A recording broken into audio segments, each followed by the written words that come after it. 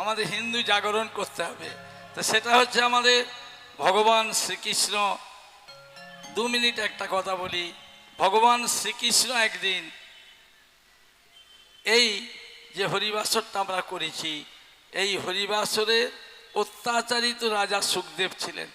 সুখদেব রাজা কোনো মানুষকে মানতেন না, গোহত্যা থেকে নারী ধর্ষণ তিনি নারী হত্যা করতেন। তাই সুখদেবের একদিন আস্তে আস্তে পাপ ভোগ হয়ে গেছিল। সেই পাপ থেকে গোটা শরীরে পুঁজ রক্ত ঝরে বেড়াতো। তখন পুঁজ রক্ত এতই ঝরে বেড়াচ্ছে যে সুখদেব কোনো ডাক্তার কবিরাজ বৈদ্য দিয়ে ভালো হচ্ছে না। তখন সুখদেবের গুরুদেব ছিলেন বশিষ্ঠ মুনি। বশিষ্ঠ মুনি হচ্ছে মুনিদের মধ্যে শ্রেষ্ঠ। সেই বশিষ্ঠ মুনি একদিন সুখদেবের কাছে এলেন, এসে বলছে, দেখো সুখদেব, তুমি তো রাজা ছিলে, কিন্তু তুমি এত পাপ করেছো যে পাপের ফলে তোমার গায়ে কুষ্ঠব্যাধি হয়েছে। এই কুষ্ঠব্যাধি থেকে মুক্তি পাওয়ার কোনো পথ পাবে না।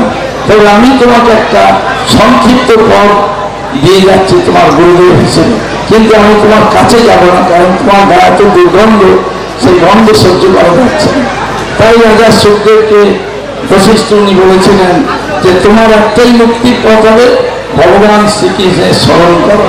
সেই কৃষ্ণ স্মরণ করতে গেলে আমরা যেন রাষ্ট্রপতির কাছে যেতে গেলে তো ডাইরেক্ট যেতে পারি, প্রধানমন্ত্রীর কাছে ডাইরেক্ট থাকবে, ভায়া হয়ে যেতে হবে। সেই ভায়া হিসেবে বশিষ্ঠ মুনি সুখদেবকে বললেন যে তোমার ওই যে বাড়ির পাশে যে তুলসী বৃক্ষ রয়েছে, ওই তুলসী বৃক্ষের গোড়ায় গোবর গোপন করে দিয়ে তোমাকে ওইখানে শুয়ে দিতে হবে। তা সেইভাবেই রাজা সুখদেবকে গোবর গোপন করে তুলসী বৃক্ষের তলায় শুয়ে দিয়েছে।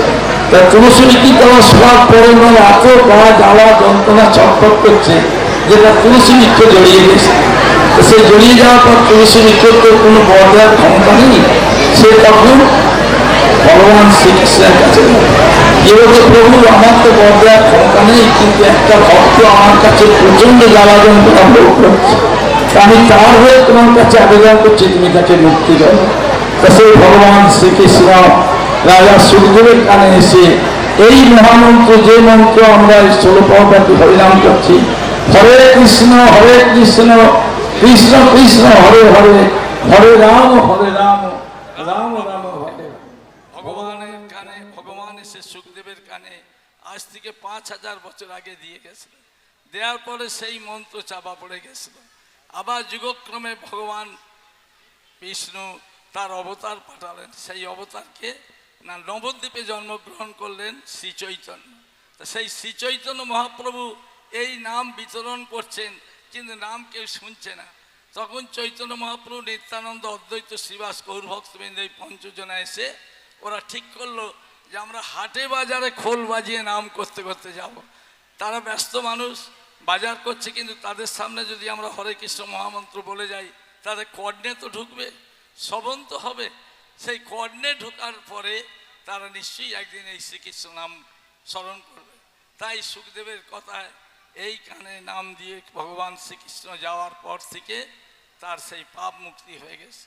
তা আমাদের আবার যুগধর্ম হিসেবে সেই যে রাজা সুখদেবের নামের পরে যে নামটা ছিল, সেটা চৈতন্য মহাপ্রভু এসে প্রচার করেছিলেন। আর সেই চৈতন্য মহাপ্রভুকে এই নাম প্রচারে ব্যাঘাত দিয়েছিলেন কে না, রাজা হোসেন শাহ। সেই সময় মুসলিম রাষ্ট্র ছিল। সেই মুসলিম রাষ্ট্রতে হোসেন শাহ এসে তার নাম ভঙ্গ করে দিয়ে তিনি অত্যাচার আরম্ভ করলেন। তখন বারবার মার খাওয়ার পরেও ভগবান তাকে চৈতন্য মহাপ্রভু করলেন কি, তার আশ্রিত দীক্ষা মন্ত্রে সেই হোসেন শাহকে হিন্দু ধর্মে এনেছিলেন।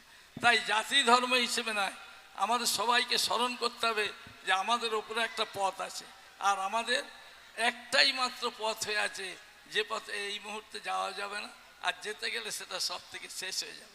আমাদের এই যে শরীরটা, আপনাদের সবার শরীর আছে, দেহ আছে, সেই দেহের মধ্যে যে আত্মা বাস করছে, আমরা তো একটা ঘরে বাস করি, আপনাদের সবার ঘর আছে, ঘরে বাস করে।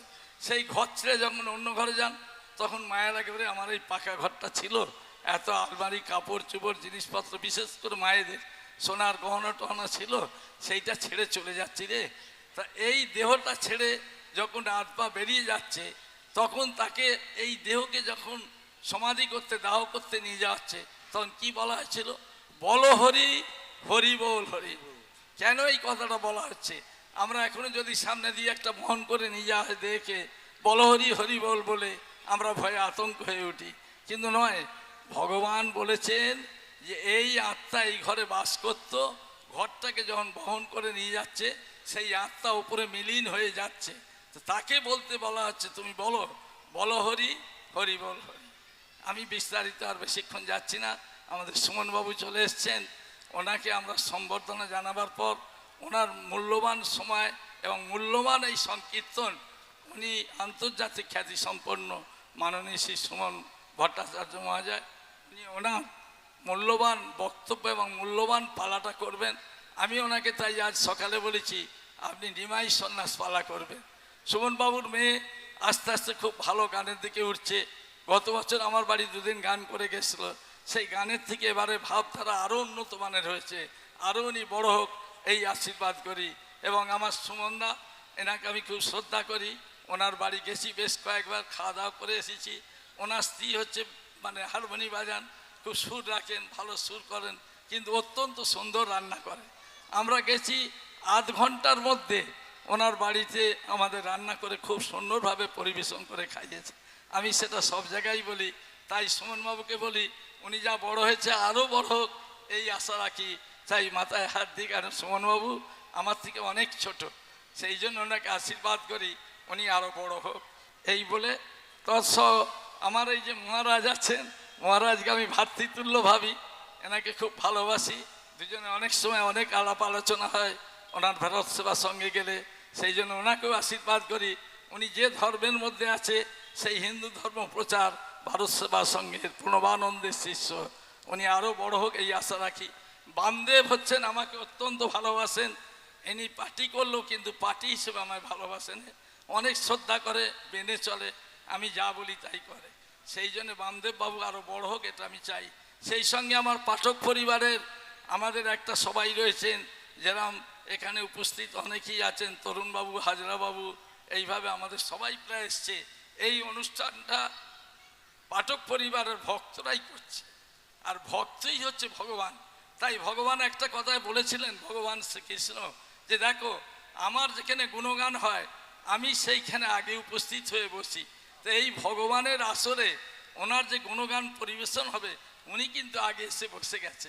তাই আপনারা যখন এখানে এলেন, এসে বসছেন, সেই ভূমিতে আগে প্রণাম করতে হয়। কেন না, ভগবান তো এই ভূমির মধ্যে বসে আছে, এই প্রণাম করলে উনি সন্তুষ্ট আশীর্বাদ করবেন।